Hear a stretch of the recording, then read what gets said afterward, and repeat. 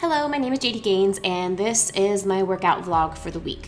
I have just started this new program that my friend wrote for me to help me to build up my legs.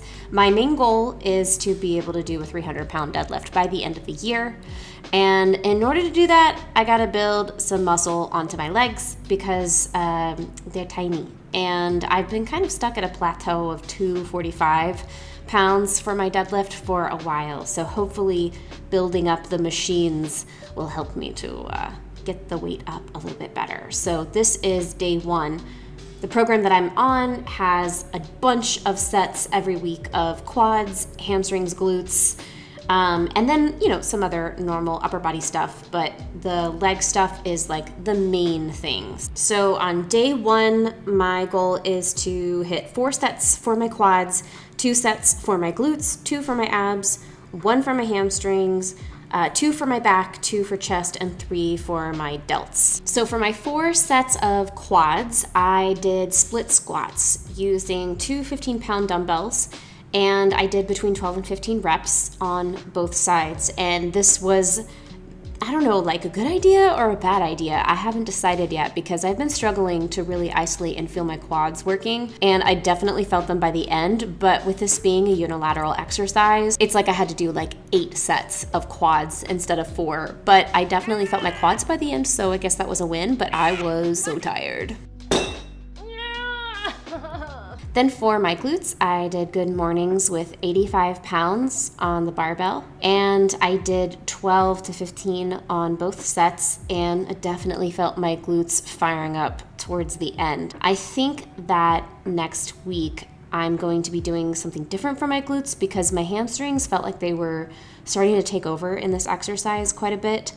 And so I'm thinking of doing something else. I don't know, what do you guys think I should do for glutes? I mean, the problem is that I felt my hamstrings get tired way faster than I felt my glutes get tired. So I just kept going, but by the time I had hamstring curls to do for my legs to finish them off, my hamstrings were just totally cooked. So I'm not sure what would be a good replacement for this. Then to finish off my legs, I just had 1 set to do, and I decided to use the resistance band, the mini band, to do single leg band hamstring curls. And this was pretty brutal. It doesn't look like much, but this is one of those exercises that really starts to burn pretty quickly.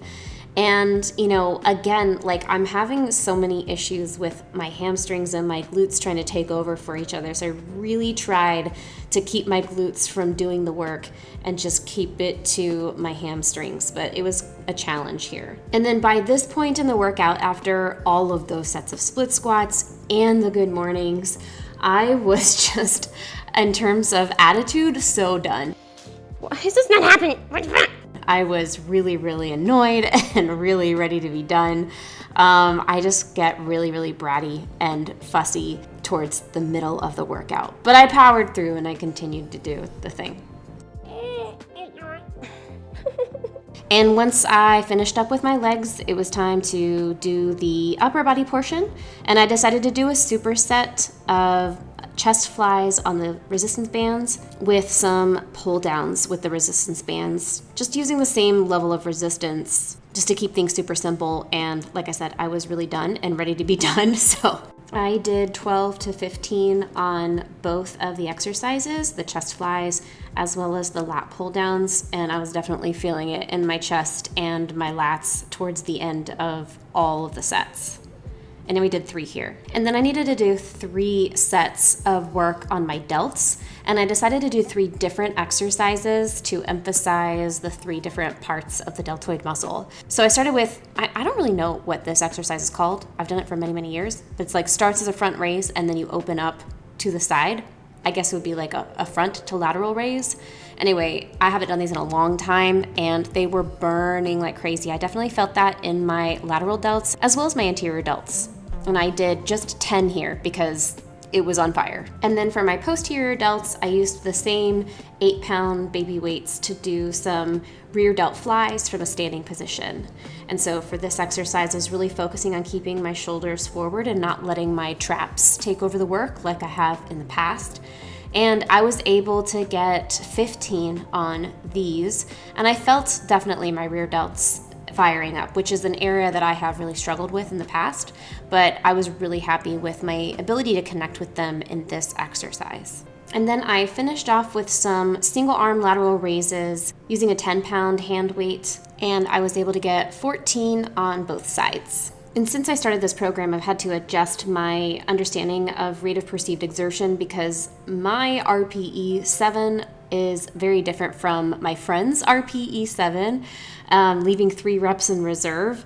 It feels a little bit different. I actually have to push to what I used to maybe think of as more of like an RPE 8 or 9 in order to truly leave 3 reps in the tank. So this is kind of a challenge for me, but it's an opportunity to grow, and I'm looking forward to seeing the muscle gains that I get from training this way. And then I finished off with my 2 sets of abs. I did 2 different exercises. One was the medicine ball toe touches.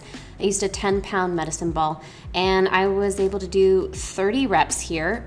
And then I finished off with 17 single leg drops with trying to keep my legs straight so that I could stretch out my hamstrings. By the end of this, I was definitely feeling my abdominals firing up, and I was just totally dead. Just leave me here to die. And then I stretched it a little bit and snuggled with my dog, and then ate a really good, yummy dinner after this. And I didn't work out again until Saturday, so I had like 4 days in between. I was feeling really fucked up after this. I think it was those split squats.